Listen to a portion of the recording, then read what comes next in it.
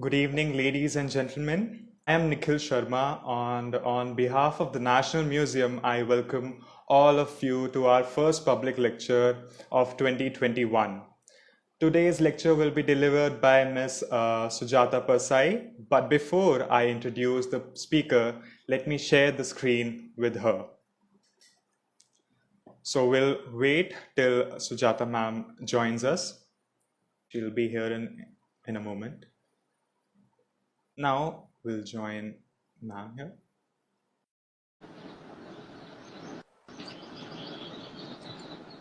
Welcome, ma'am. I hope you are doing well. A very good evening. So, should we begin? Yes, ma'am. So, moving ahead with the session, may I introduce the speaker of this evening, Ms. Sujata Persai. Besides being the museum professional, art historian, and educator, ma'am has a passion for connecting cultural and artistic heritage to the public. Passionate about teaching, she has been visiting faculty to numerous institutions, including NIFT, Irvine College, IGNCA, to name a few, and continues as a visiting faculty at the National Museum Institute, New Delhi. She was formerly engaged with Tapi Collection, National Gallery of Modern Art, New Delhi, and Flow India.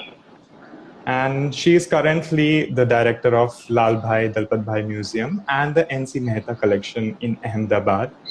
And here today, Sujata ma'am will be talking about different types of Jain cloth paintings with example from the collection of Lal Bhai Dalpat Bhai Institute of Indology, Ahmedabad, and the National Museum, New Delhi.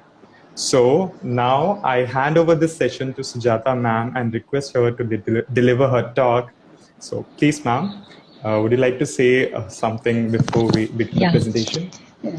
Yes, thank you so much, Nikhil.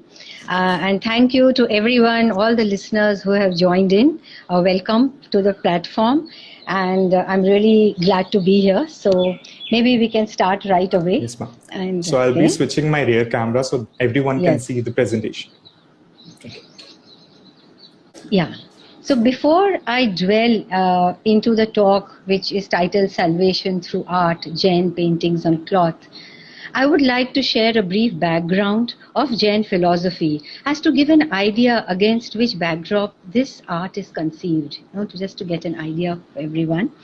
Jainism is an ancient religion and has been continuously practiced in India since the 6th century BC.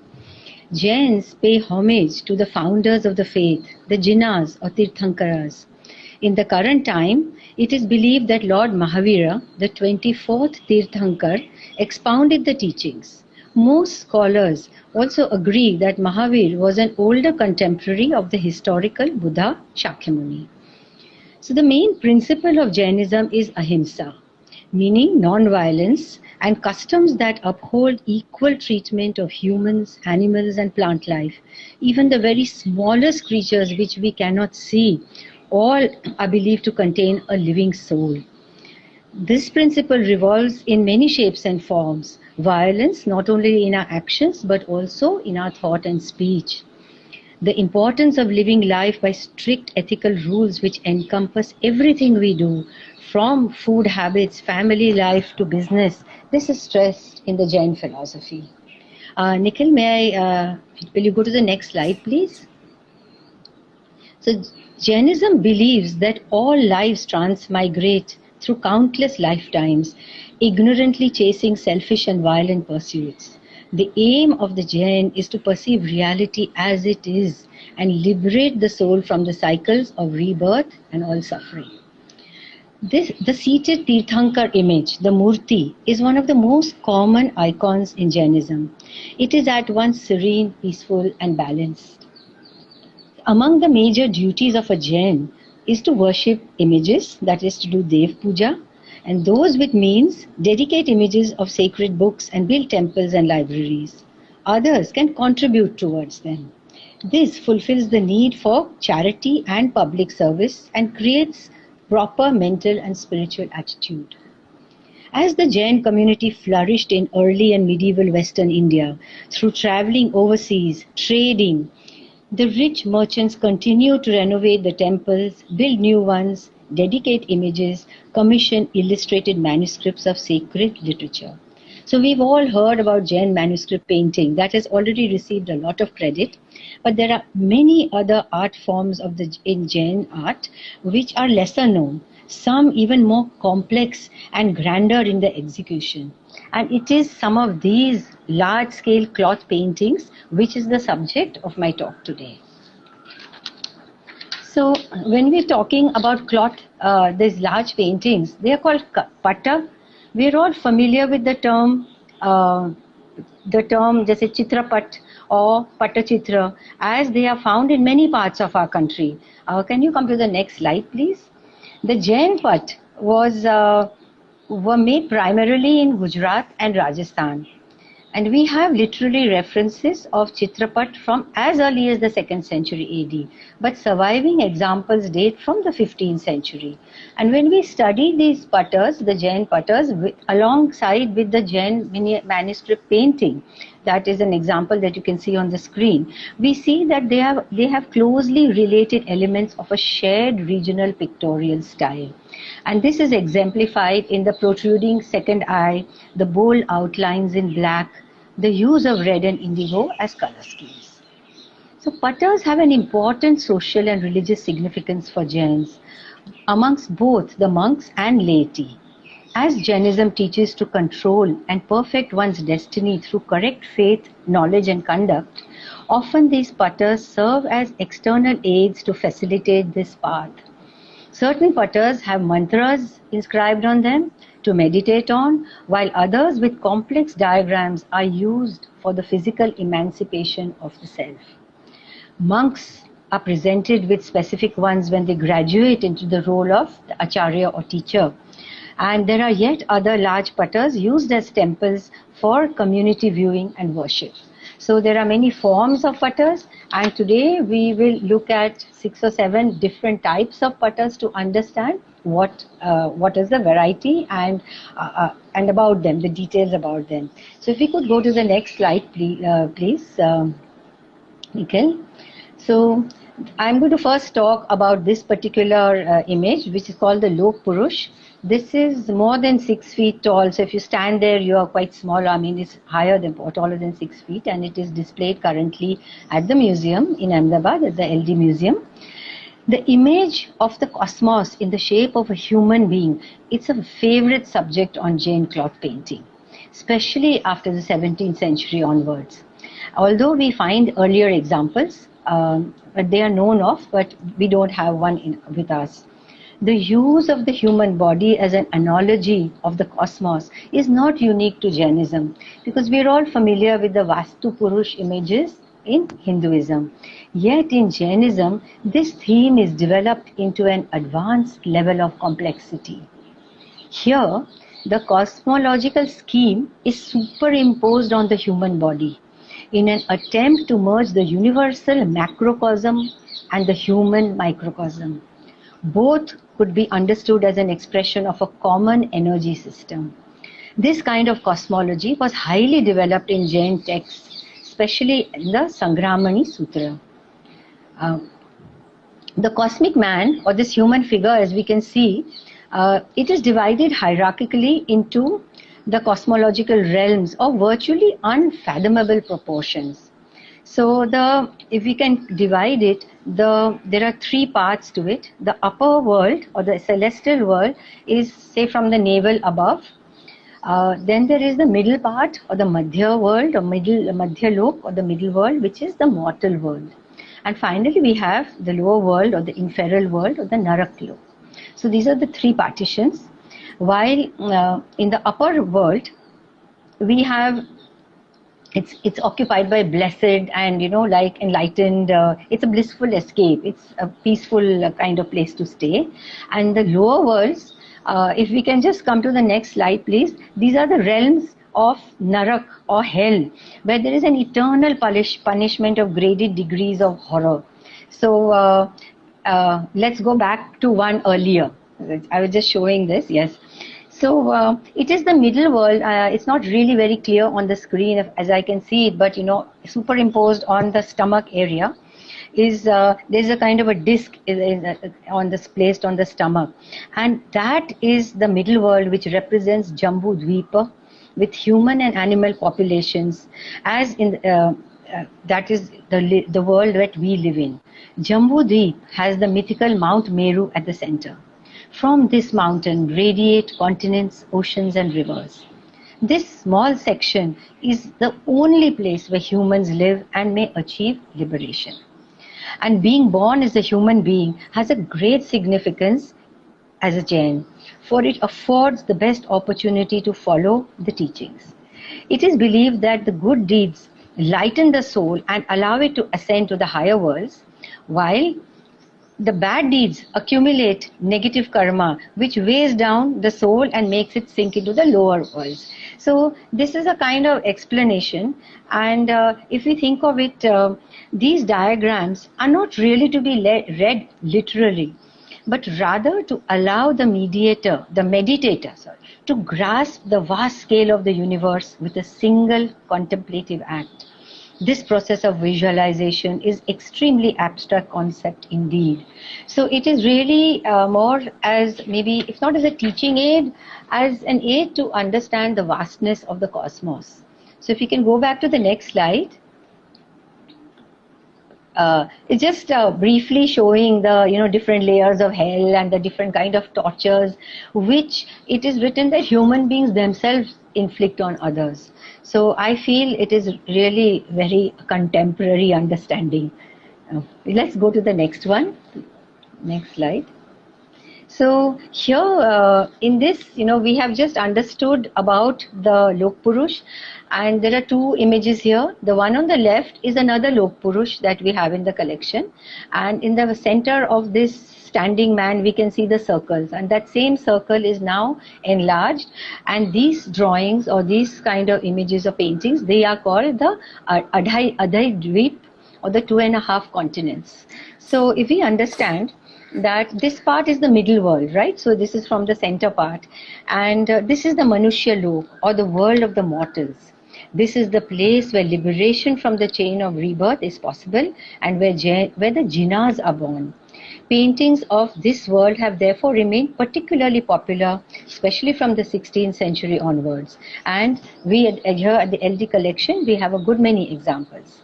Called Adhi Dweep. Adhi in Gujarati means 2.5, Adhai, जैसे बोलते हैं ना हिंदी में, and it's translated into 2.5 continents, and is the traditional representation of the human world in Jain, in Jain cosmology. It is made up of alternative concentric circles. So we can see these circles, and the blue ones are really standing out, and these represent continents, mountains, oceans. Symmetry and repetition are two of the major organizing principles of the Jain world. So even in such images, we will see a lot of symmetry and repetition of similar forms. The blue circles are oceans, and other blue lines are water bodies, while other spaces are continents. Mount Meru lies in the center. The central continent is Jambu Dweep, and Bharat, which contains India, lies at the southern end. For Jains to advance spiritually, it was a must to meditate on the cosmological theories. So making and use of these type of patterns was really necessitated. So now let's move on to the next. I'm afraid in this very small screen, you just get a kind of glimpse or an idea what it looks like. At some stage, maybe you can, welcome to visit our website and welcome to look at other, the actual pattern in other museums. So now we're looking at something called the mantra pat, and these are, as the name suggests, they have mantras, and they come in great varieties. So we're all aware that in Indian religions, we chant sacred words in the form of a mantra. At times it is a group of syllables, and at times it's a single one, like when we chant Om. The visual representation of a mantra is called a yantra. And these mantra pattas are usually carried by monks. It's not that every house has them, but they're usually for the use of monks. They are highly complex diagrams used for performing rites and rituals and serve as aids in meditation. They represent various deities and symbols in the shape of a square, interlocking triangles and circles. I don't know how much is visible over here, but there is the basic triangle you can see in the center. Around is the circle. All these patas or the mantra patas have specific purposes, like you pray for them for prosperity, for well-being, good health, gaining wisdom, etc. Thanks, Nikhil. I can see that you're trying to focus it. So for the successful worship of a mantra pata, it is essential that the practitioner observes utmost purity of mind and soul. In these patas, the main concern in drawing them was the correctness of the rendering, which affected the potency of the mantra. So you had to write the syllables well. So it needed, the correct understanding. So I'm going to show you two examples. So this is the first one. This is an early 15th century Ream mantra pat. Okay. It is quite a worn out condition due to being folded and carried around by the monk, whoever owned it. And in the center, we see circles, and then we see the letter Rim on the top and Krim at the bottom. It's not visible, but please believe me, it's there. Inside the circle, there is the 6-pointed star, and 3 syllables, one on top of the other, are written Om, Rim, and Krim. So these mantra patas actually incorporate immense spiritual power. Hrim is believed to be the most powerful mantra for reaching higher states of consciousness and illuminating higher wisdom. It can be recited on its own or in conjunction with other mantras. So in this pata, there are paintings on the periphery. These are of figures and devis, and right on the right side corner is even a monk who is praying to it. Can we do the next slide, please? So this second mantra pata, which will soon come on the screen, it's called the Siddha Chakra Yantra. And this is considered the most auspicious and versatile mystical diagram in the Jain religion. Siddha means liberated soul, and Chakra means freedom from the karmic bondage. Yantra means the mystical diagram. So when one worships the Siddha Chakra Yantra, one's soul becomes liberated from karmic bondage. So this is the kind of philosophy behind actually worshipping or praying to this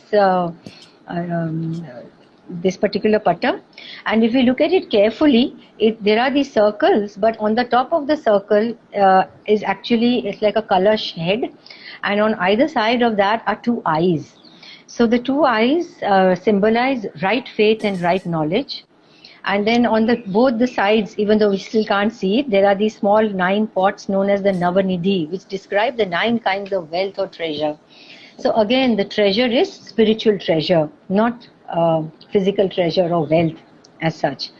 So, and at the core of this yantra, in the inner circle, there's a fully blossomed lotus with many circles of petals, and all these mark the different concepts of Jainism. So this is in fact one of the complete yantras, and when you worship this, you're actually following, the complete religion. I often wonder who made all these, because there is so much intricacy and there's so much knowledge of the philosophy you need to know. Were these just common artists? It is said that these were executed by Jain ascetics known as yatis, or professional painters called mathens.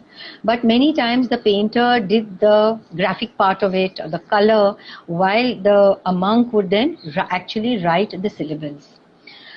Because not every artist would have this knowledge. I also read somewhere that monks who are excommunicated by the community for certain misdeeds then took up making these patas as a form of repentance and community service. So, I mean, they made a mistake, they say they're sorry, but maybe the rules didn't allow them to rejoin the community of monks. And so this was their way of paying back. And such, there are a vast number of these patas in various bhandaras and museums all over. Can we move to the next, please? So now we will look at a lovely pata called the Saraswati Pat, and this one is from the National Museum collection. Again, I'm really sorry that the images don't really come out well on the screen, but bear with me. And Saraswati is a favored goddess in Jainism, along with Lakshmi, and Lakshmi ji was worshipped in the form of Padmavati, while Saraswati is often worshipped in the form of Shruta. we find a large number of Saraswati figures in different parts of Jain temples, particularly in Western India. There is a festival called Gyan Panchami or Shruta Panchami, which is also celebrated by the Jains. Many Jain monks in medieval literature are reported to have acquired Saraswat power, and poets sought to acquire this Saraswat mantra, which they believed was a magic formula for obtaining mastery over speech. In this lovely Chitrapat from the National Museum collection, this certainly has a religious significance and content, but it probably wasn't a ritualistic one or used in any of these rituals. So this painting, as we can see, is divided into 9 compartments. At the center is the image of Goddess Saraswati with her attributes of the Veena, her book, Jalapatra and Akshamala. And her vehicle, the goose, appears in the lower square, just below Saraswati. The other squares have exquisite figures of female dancers and musicians. And if we can forward to the next slide, there is a close-up of one of the squares.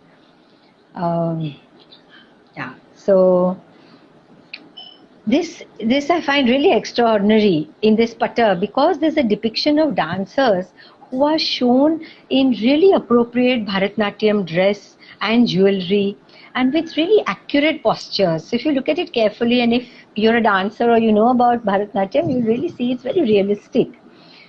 Their clothing also shows rich indigo and madder dyed block printed textiles. There is the checkered patola style, the textiles, as well as lined leheriya dyed garments. And all this is rendered with delicacy of line, fine draftsmanship, and the combination of colors are rare in Jain painting of this time. So Dr. Andhare mentions in his research that this patta was definitely the work of a master painter from Patan, close in style to a Vasant Vilas scroll, which is dated to 1450. So this would also make this particular patta of the same period, so that is the mid-15th century. So by that time we had this rich repertory of textiles, and it is really a delight to the eye to see. Can we move further, please, Nikhil? So now we are coming to another type of pattas called the Jain pilgrimage cloths or the Tirath pattas.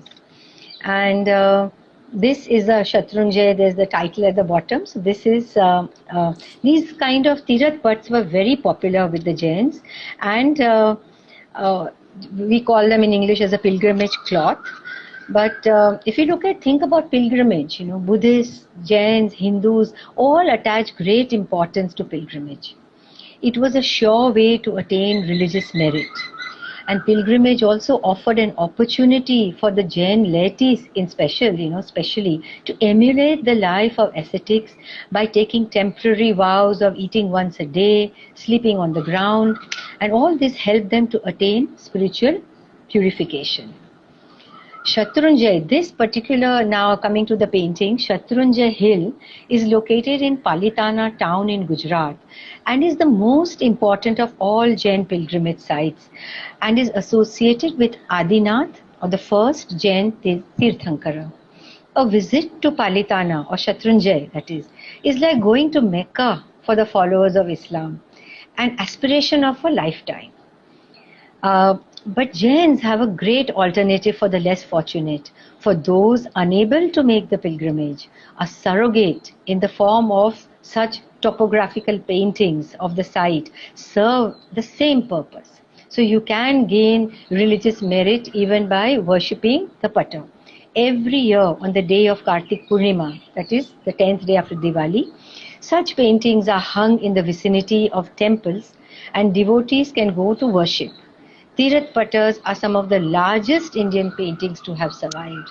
This particular one is also large, but there's another one in the LD Museum that would easily be more than 10 or 12 feet square, 12 foot square, so it's very large.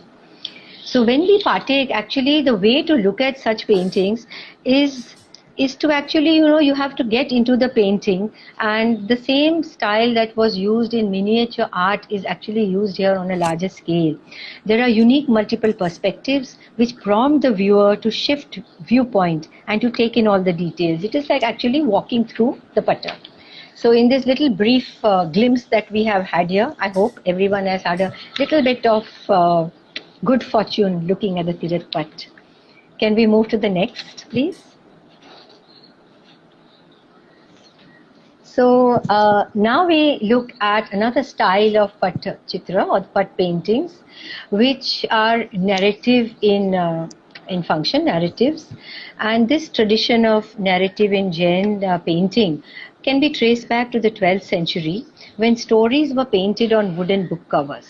And this particular painting tells us the story of Lord Neminath, the 22nd Tirthankar. Neminath, historically, if we kind of place him, he was Krishna's cousin and his contemporary during the Dwapar Yuga period. So as being the 22nd and Mahavir being the 24th, so it is a long time before. The story of Neminath attaining a state of detachment is exceedingly heart-rendering, and many poems, songs and paintings exist in Jain literature about it.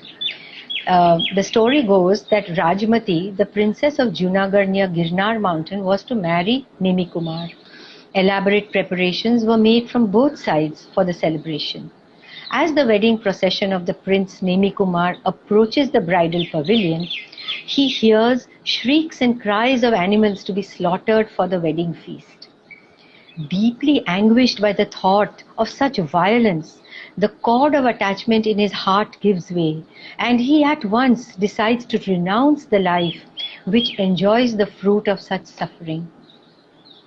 It is said that Neminath came to marry Rajmati, but instead he got married to liberation. This most significant turning point is important to reflect upon.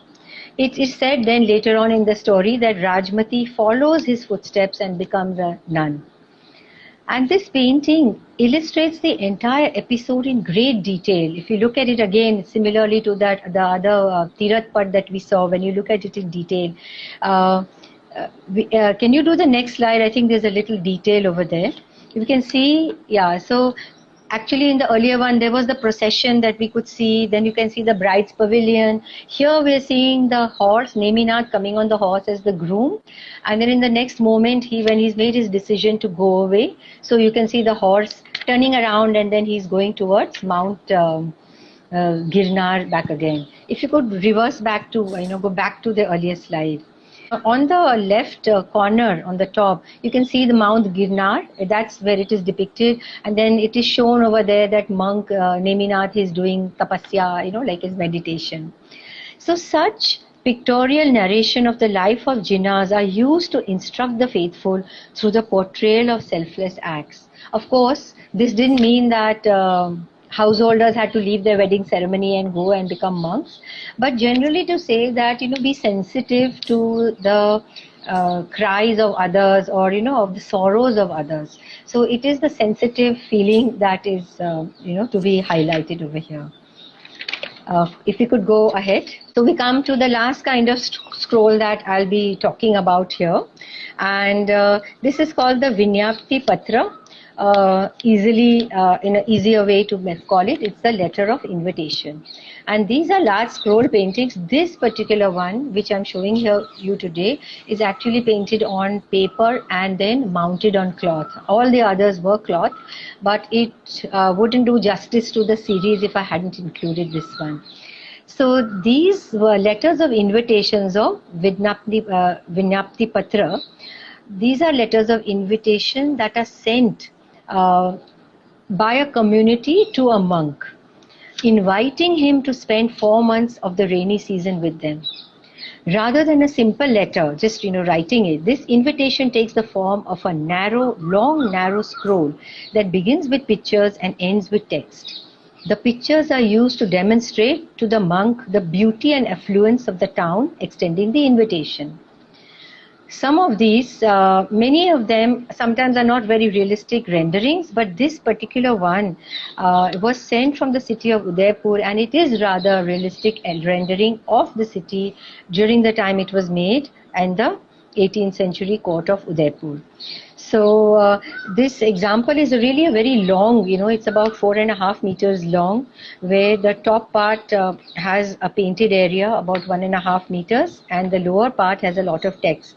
As per the inscription, it is written by the Shri Sangha Udaipur to Muni Vijay Dharmasuri. Now, apart from the traditional symbols that are there, if we look carefully on the close-up that is shown on to your right side, the city of Udaipur is shown. There's a palace in the foreground, and there are boats on the top that's showing the lake, and also the king holding a darbar in the front part. So this is really, these are also in a way historical records of the town. Today that we have. From this we can learn a lot. We look at the costumes, we look at the architecture, and it was to call the being true renouncers. Monks were considered as role models.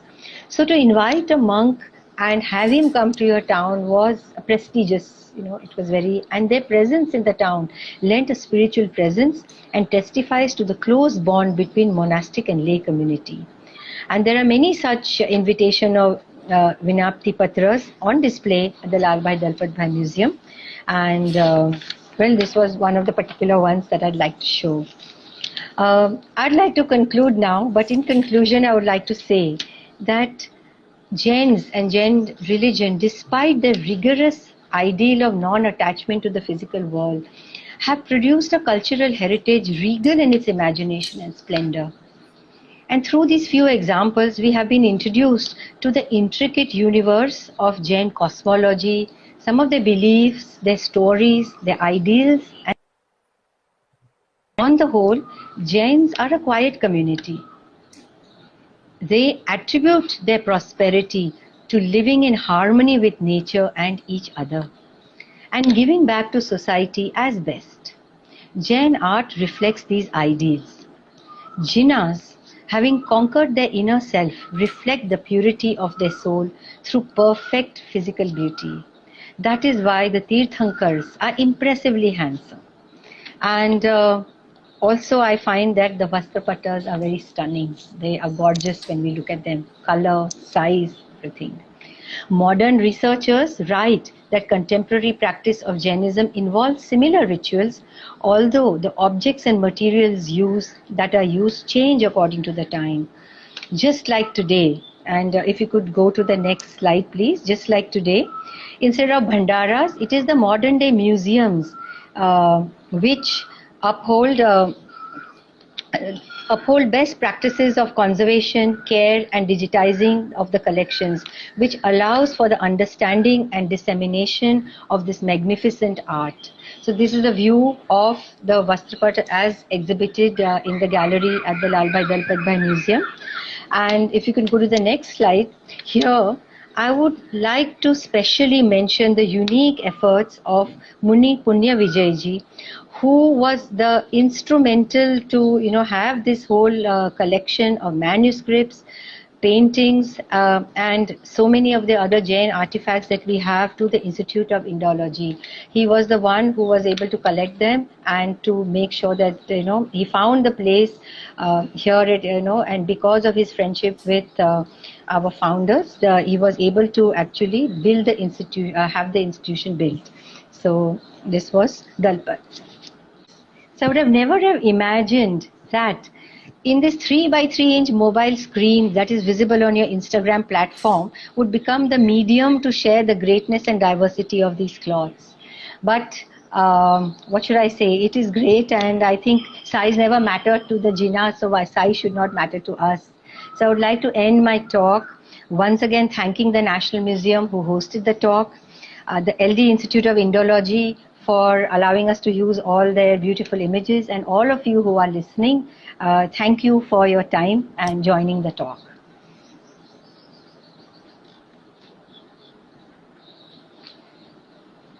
Thank you so much for a lovely presentation, ma'am. So, like, so now as the lecture ends, we will look if someone has any queries or questions related to the topic, and we'll do a little Q&A session. There is this question by Abhishek 31, and he's asking if can you explain how these paintings are different from Buddhist Thangkas? Well, I could try to explain. So Buddhist Thangkas, one is they are smaller in size. So first of all, we could look at the size. Buddhist Thangkas, of course, are like mandalas. So as I had said that these paintings are on a variety of subjects. While as far as my knowledge of Buddhist Thangkas, I may be wrong and anyone is welcome to add on it. They are generally about the different Buddhist gods, whether it is, and they are used for meditation in the monasteries. So they would generally have the lot of Buddhas, whether it's Avalokiteshvar or Maitreyi or Padmapani and the different Buddhist gods and goddesses. Jain paintings are not only they are again basically for understanding, they're for knowledge. They're not really into any tantric as a sense, but they are the mantras to pray on and for instruction and for a personal, they are more for somebody to do their personal spiritual, penance. So this is what I feel is the difference, but I'm sure if there is anybody else who knows more, they can add on it. Okay. There is one more person named Seems, if I'm right here. Like they're asking how are these pattas stored when not in use? Like how are these stored in the museum? Okay, so in the museum they are stored, as I said, with the best practices. They are stored using, they are lined with acid-free sheets, and then they're rolled, and they are kept in our strong room in ideal conditions of temperature and low light. Actually very similar to the way the Jain Bhandaras, why we feel that such works have remained with us still with such vibrancy of color, and many of them are in extremely good condition, is because they were stored well.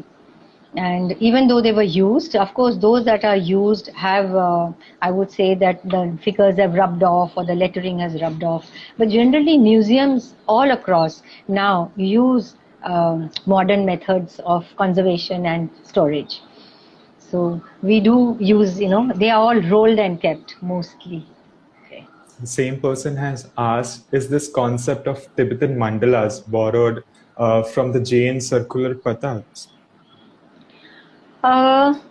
Possibly, as I've said earlier, that Jainism and Buddhism were contemporary, right from Mahavir and Shakyamuni Buddha are contemporary. Both these religions started off in Northeast India, Bihar, but while Buddhism had a different path, I would say that Buddhism remained in Northeast or in the northern parts, and then it spread outward, outside India more. Like Buddhism later on is kind of got extinct in India, and it is now that Buddhism has come back. While Jainism down like Western India and even Karnataka and South India, we do find, there are two sects in Jainism, the Digambar and the Shwetambar, but both of them and the Western Indian, they are small, but they are very prominent, and we see lots of temples. And then because we find Gujarat people and Jains who were traders and travelers, we find a lot of Jain community, like in different countries. So we find them in US, in UK, everywhere. So that is the thing. So when we talk about how Jainism, answering the question, maybe they developed in their own way, in the similar way, because of Hinduism, because of Islam coming in, I find these religions had to kind of many times had to look after them. That's why they were this small scale size of their mandalas, because they could be carried away by the monks, they could be hidden, or they could be put in bhandaras. So maybe because of the need of the day, they both simultaneously developed such things, and culture is transmitting to one another. So you can never say that the ideas did not transmigrate. So it is. Okay, Yeah. so like there's one more question. Like Mehta Tushita, if I'm pronouncing it right, they have asked like which are the earliest pattas and to what period do they last one belong to? Okay, so as we know, cloth is organic, and cloth is something that really is very difficult to keep. Our culture also doesn't commend that. We always kuch purana ho jata hai, the first thing we do is use it up somewhere else or throw it away. And also our climate in our country is such that it really doesn't help to keep organic things. So generally that's why we find that metal and stone sculptures, these are the things that remain with us even from a much longer period. But a Pattachitra has been mentioned in a 2nd century Jain manuscript, where the Naika is actually looking at the Chitrapata and referring to it. So I would believe that such cloths did exist in the earlier times, but we don't have examples of them. It is similar to textiles. We don't have very early examples of textiles, and those that we find are fragmentary, whether we found them in the in Egypt, in the burial ground, or even from Mohenjo-daro we found one little piece of madder-dyed cloth. So unfortunately, the glory of textiles is just whatever remains. So the earliest that we have is about 12th century. But the big ones or these grand ones are much later, say 15th century onwards. Okay. Thank you, ma'am. Yeah. And I would like to apologize to our audience. Like there were some technical issues, internet issue. They weren't able to see the pictures quite well. But we will upload these Yes. pictures on the story after the session. So don't worry about that. And I would now it has come to an end, and now I would like to thank you, ma'am, for taking us on this pictorial journey exploring the rich collection of the Vastrapattas. And we really had a great time looking through Vastrapattas from your museums and also learning new aspects about them. And this session is even more relevant at nowadays as we are all working from home and with no access to museums. It indeed is a treat visiting to the collection virtually. So I once again thank you and our audiences for your time and being part of this live session. And thank you, ma'am.